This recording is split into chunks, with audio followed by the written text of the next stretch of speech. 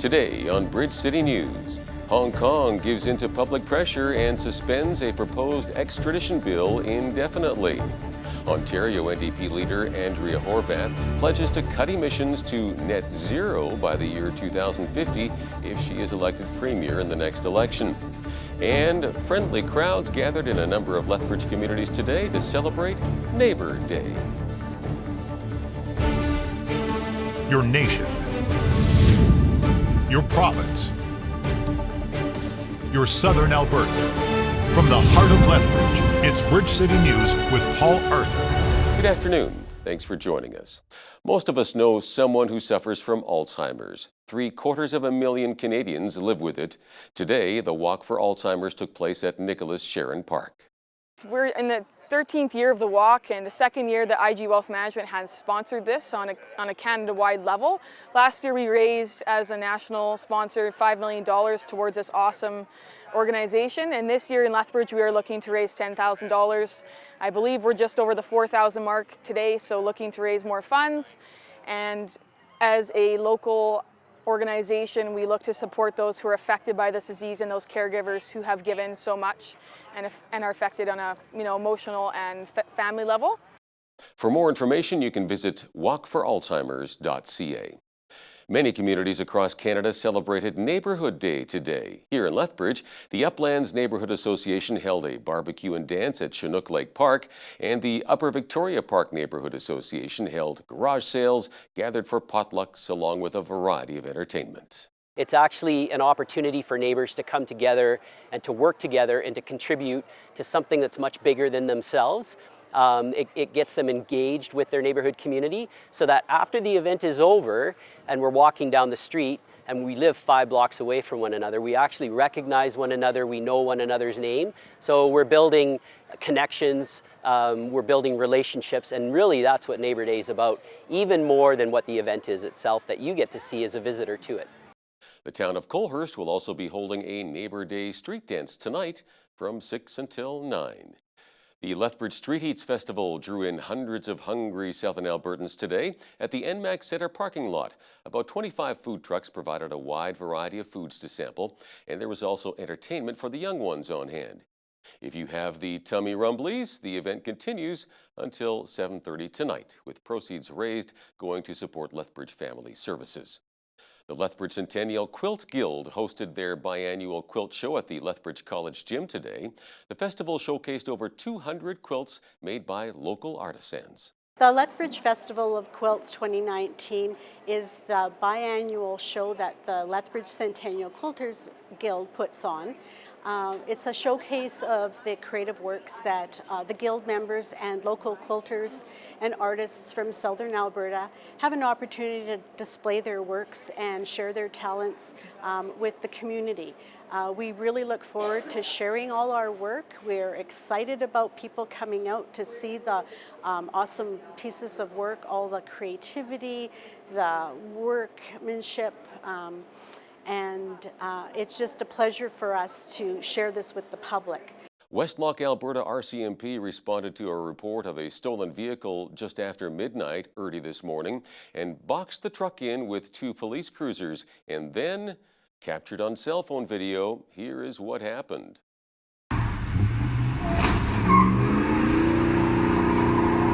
Holy.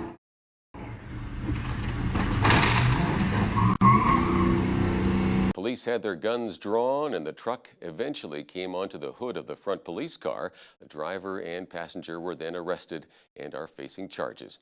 No injuries were reported. The president of the Toronto Raptors could be facing a battery charge after a courtside run-in with an Alameda County Sheriff's deputy after the team's historic NBA championship win. Sergeant Ray Kelly claims Masai Ujiri assaulted a police officer who was checking for credentials at Oracle Arena. The former NBA Executive of the Year is alleged to have shoved the officer in an effort to get onto the court. However, a Warriors fan who witnessed the incident says the sheriff's deputy did not ask for any credentials before putting his hand on Ujiri's chest and pushing him. NDP leader Andrea Horwath is promising that if her party wins Ontario's next election, the province will commit to reducing greenhouse gas emissions at standards in line with international targets. Horwath spoke to the party members today attending a policy convention in Hamilton.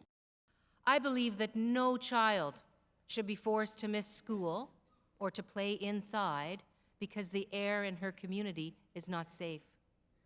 I believe that no family should have to evacuate their home year after year after year because floodwaters keep rushing in, or because wildfires are raging towards them. And I believe that no one ever should be fearful of starting a family or afraid for their children because of uncertainty about our planet's future.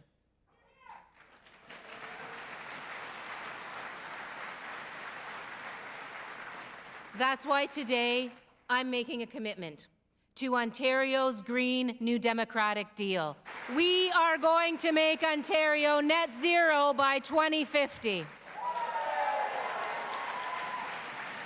Starting with greenhouse gas emissions.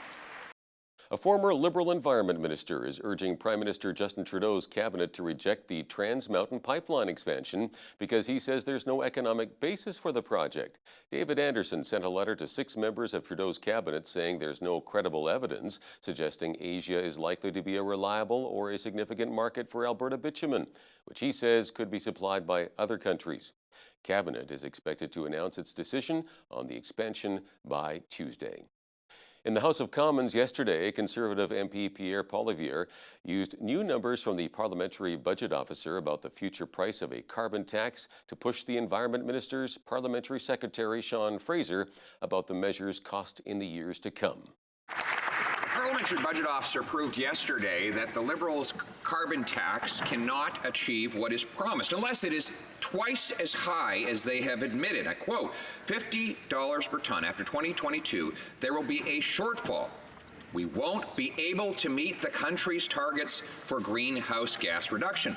The only way to do it, double the promised price to over $100 a ton, which translates into an increased price of gas of 23 cents a litre.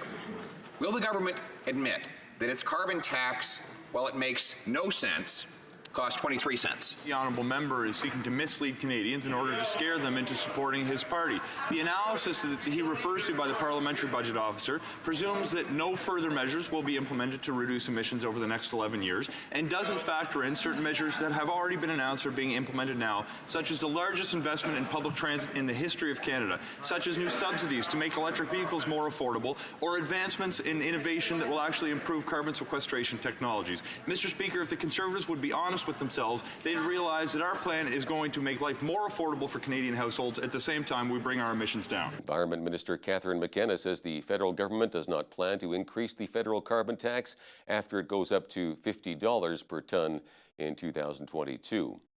The Canadian press has learned that Canada's spy agency destroyed a file the RCMP once kept on former Prime Minister Pierre Trudeau. CSIS apparently shredded the file in 1989 instead of turning it over to the National Archives. News of the decision to purge the file has stunned and disappointed historians. Author John English, who wrote a book on the late Trudeau, says it's just outrageous. Security Services expert Steve Hewitt calls it a crime against Canadian history. Hong Kong Chief Executive Carrie Lam announced this morning that she will suspend a proposed extradition bill indefinitely. But the opposition wants the legislation scrapped entirely. Lam says her decision is in response to widespread public unhappiness over the measure, which would allow Hong Kong to hand suspects over to mainland Chinese authorities for trial, and many fear the law would weaken Hong Kong's independent courts and legal protections. Their proposed bill has sparked massive protests, and another is planned for tomorrow. The U.S. wants support from international allies over Washington's accusation that Iran attacked oil tankers near the strategic Strait of Hormuz. The U.S. military has released video that it says shows Iran's Revolutionary Guard removing an unexploded mine from one of the ships. But some of America's allies remain skeptical. Britain and Japan are siding with the U.S., but Germany says it is not so sure Iran was to blame. Officials in Tehran deny the charge. Recapping one of our top stories this hour, many communities across Canada celebrated Neighbour Day today. Here in Lethbridge, the Uplands Neighbourhood Association held a barbecue and dance at Chinook Lake Park, and tonight, the town of Colehurst will also hold a Neighbour Day dance. And a look at weekend weather, a 30% chance of showers this evening, along with a risk of a thunderstorm, but clearing overnight with a low of 8. Sunny tomorrow morning, then a mix of sun and cloud with a 30% chance of afternoon showers, and a possible thunderstorm as well, with a high of 23 degrees. A private member's bill has been brought forward designed to protect physicians who do not want to participate in medical assistance in dying. Hal Roberts sat down with Saskatchewan MP David Anderson to get the details. That interview is next. But first, here's a look at what's happening in and around your community. Here's your Bridge City News Community Calendar. The annual Dragon Boat Festival is coming up June 21st to the 23rd in Lethbridge, and there are several opportunities for volunteers to get involved in this fun event. Organizers are looking for ride-side assistance, help with administration and t-shirt tents, and more. For more information on how to get involved and to sign up, visit lethbridgedragonfest.ca. Come celebrate with your Latin American neighbors at the Festival Latino Lethbridge 2019, taking place Saturday, June 29th, beginning at noon at Exhibition Grounds, Pioneer Park. Presented by the Lethbridge Latin American Association, enjoy live music, dance performances, traditional Latin food, and more. All are welcome to this free event. For details, visit llaa.ca. And that's your Bridge City News Community Calendar.